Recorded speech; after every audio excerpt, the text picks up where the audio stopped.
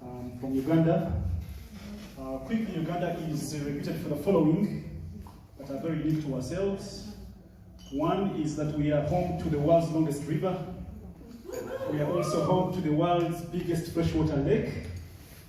We're also home to the mountain gorilla, one of only 3 countries in the world that has a mountain gorilla. We are also home to the second highest mountain in Africa, the Snow Peak on the equator. We are also home to the world's largest refugee population. So we are very hospitable people.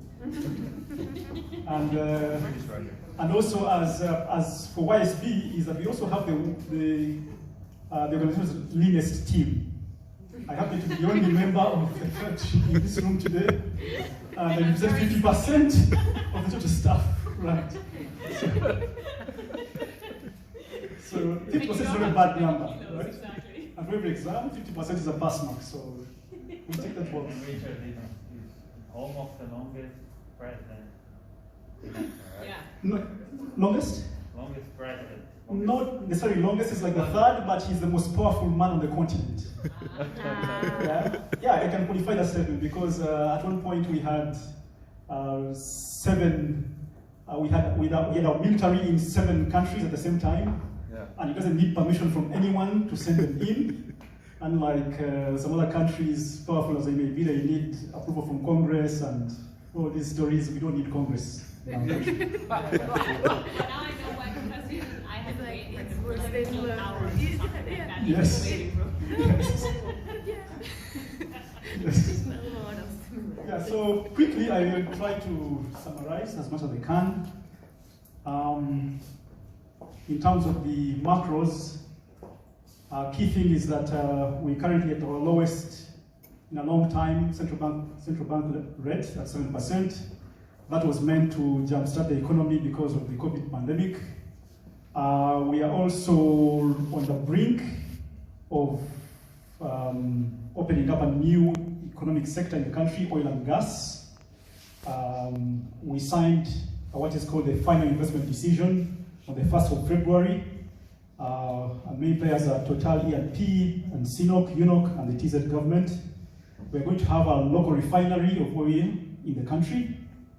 We're also going to have a pipeline running all the way to the port of Tanga in Tanzania. So that's going to be a huge game changer because it's going to inject about $10 billion worth in the economy in the next 3 to 4 years. And that will have both positive and negative ramifications. And then we also have, on the local side, we have a major initiative being launched by the government to try and convert what we call a segment of the population that is involved in the non-money economy.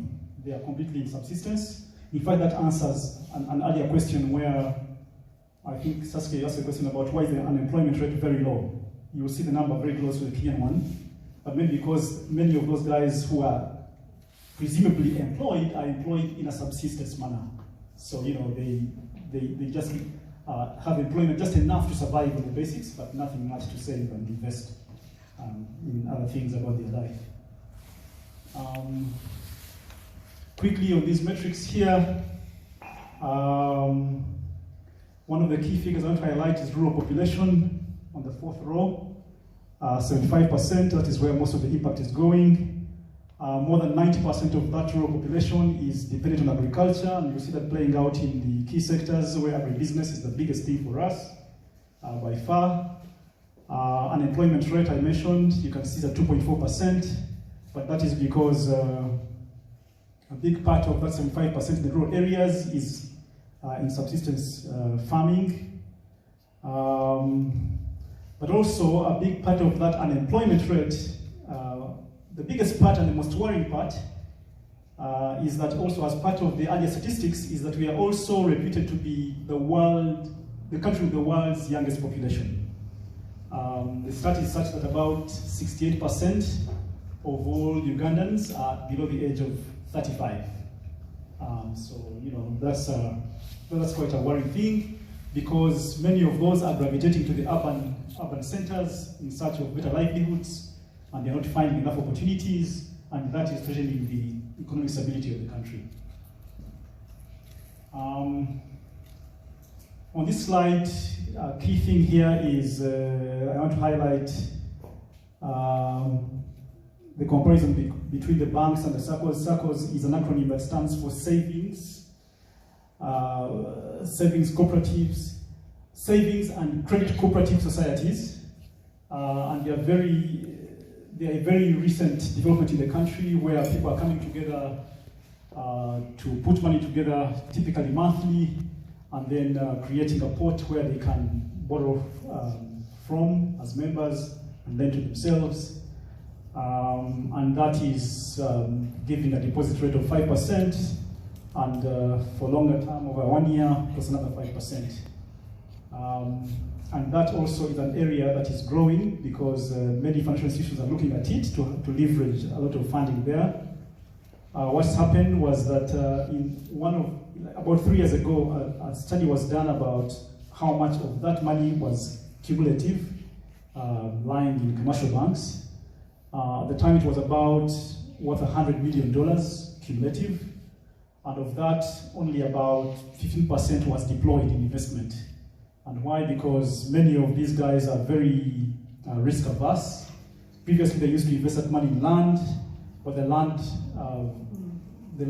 value gaining bubble burst about 5-6 years ago. So people retreated from that. So the money is lying idle, very largely idle, without much deployment. In terms of landscape, we have